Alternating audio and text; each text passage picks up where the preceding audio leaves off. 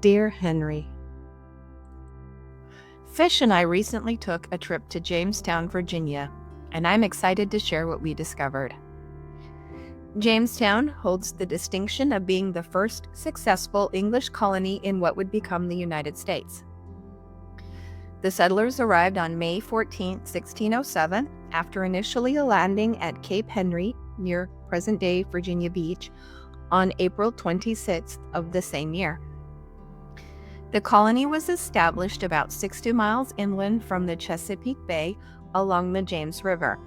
The location was chosen for strategic defense rather than agricultural promise, a decision that would haunt the settlers later. The group mainly consisted of English nobles and their servants, ill-equipped for the harsh conditions and the tensions they would face. It's honestly remarkable that they survived at all. When the 104 settlers first landed in 1607, they were largely unprepared and came dangerously close to starvation. Although the Virginia Company had instructed them not to provoke the local native peoples, they quickly angered the Powhatan Confederacy, despite selecting a marshy site that the Confederacy had no interest in. More settlers arrived in 1608, but conditions continued to deteriorate. The worst period came during the winter of 1609 to 1610, known as the Starving Time. Of the approximate 500 settlers, only 60 survived. The colony was on the verge of being abandoned when Lord de la Warr arrived in June of 1610 with supplies and reinforcements. His arrival marked a turning point for the colony, but it also ignited the First Powhatan War. Things began to improve by 1612 when John Rolfe successfully cultivated tobacco in the colony, which became the colony's cash crop. In 1614, Rolfe also married Amonute, better known as Pocahontas, and brought a brief peace with the Powhatans. And in 1619, the colony took a step towards self-governance by establishing the House of Burgesses. That peace didn't last, however.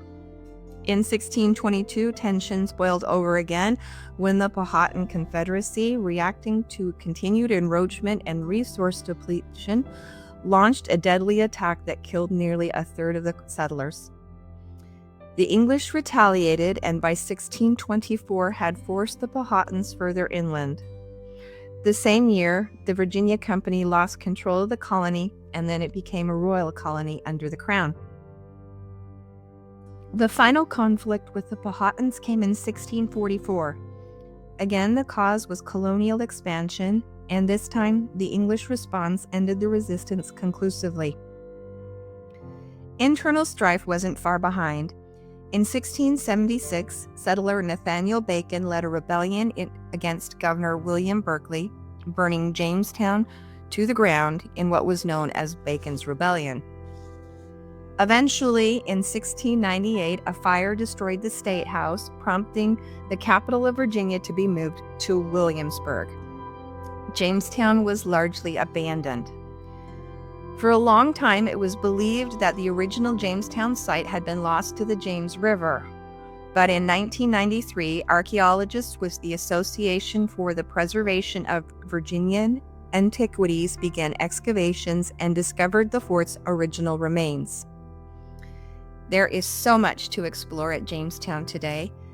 We drove around the Colonial National Parkway, hiked the Black Point Trail, and visited the Jamestown National Historic Site, as well as the Jamestown Rediscovery, an ongoing archaeological project that also features a museum full of fascinating artifacts.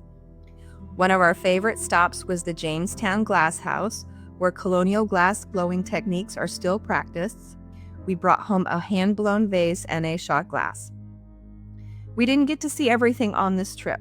We missed the Jamestown settlement, the replica of James Fort, the ships Godspeed and Susan Constant, and even the ferry ride. So we've decided we'll definitely be going back. If you love history, road trips, or exploring something new, Jamestown is a must-see. It's an unforgivable journey into America's roots.